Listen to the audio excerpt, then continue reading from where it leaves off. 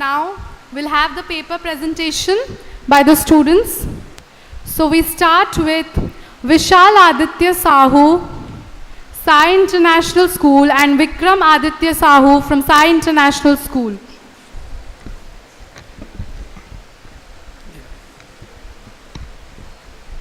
The fundamental ingredient in the evolution of happy, peaceful, and prosperous nations and societies is laying the foundation for sustainable development. As a global society, particularly in developing and emerging nations, the need of our time consists of prosperity with inclusion, development, and industrialization. Today, in the underdeveloped, the developing, and some parts of the developed nations of the world, more than 3 billion people live in the villages. These 3 billion entities of humanity are important from the point of view of global policy making, national governance, and the corporate sector. Who holds key to the global government, growing market, and sourcing center for industries? Yes, it is economy, trade, and commerce. Respected dignitaries on the dais and off the dais, esteemed guests, teachers, and my dear friends.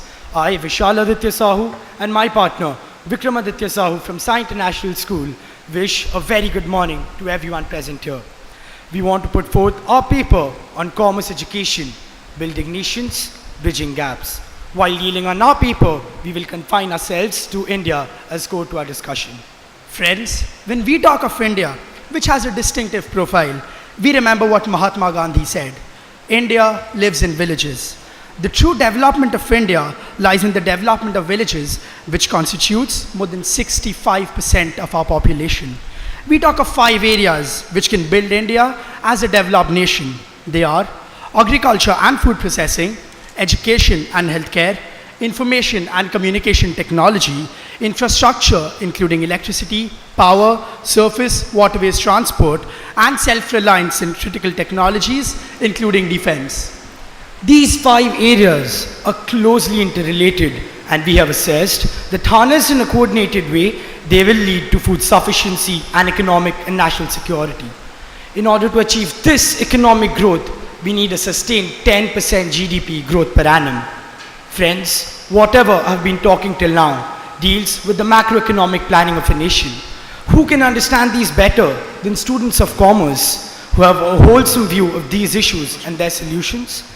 Here, I would like to add that engineering helps us to understand technology and medicine, health.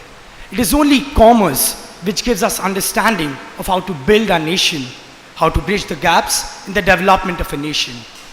India's greatest strength is its 550 million youth who have to be empowered with knowledge and quality value, adding employment across the nation. It is estimated that by 2020, 3 out of every 10 auditions to the global workforce will be an Indian. India's sense of purpose to achieve a developed and inclusive economy has to be matched with its action for building capacities, harnessing competencies, and undertaking an integrated development mission across the nation. Please tell me, how do you understand all these without adequate knowledge of commerce, more specifically economics? Can any nation ever develop without long-term planning? The fate of Indian economy today and the rupee at rupees 68 against the dollar is the result of wrong policy planning. That's what the world is telling us. But at first, how do you plan? Then check whether you planned it the right way or not without understanding of commerce and economics. Coming back to the path ahead of India, let's discuss what we need to do to bridge the gaps. Harnessing core competencies and customization in each state, district, city, and village of the nation needs to be identified, nurtured, developed as a sustainable economic entity. Integrated development and empowerment with multi-pronged focus on empowerment of needy rather than merely on alleviation of poverty. Entrepreneurial approach to increase national wealth creation. Infusion of technology. Building a better India stands on these 4 pillars.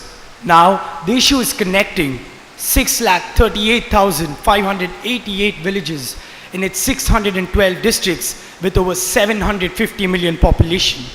You will all agree with me that this is possible only by educating our masses and making them aware of the economic developments.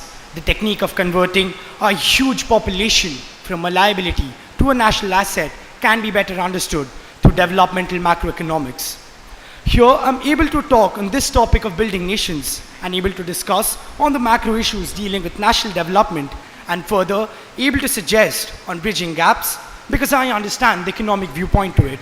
My understanding rests on my study of commerce. In this age of competition and economic divide, survival for nation lies on self-sufficiency, trade and commerce. Further to conclude, what do steel tycoons, chairpersons and MDs of MNCs have in common? Commerce background. I'm not saying that their illustrious careers were scripted while they were studying, but their commerce background definitely aided in setting up the stage.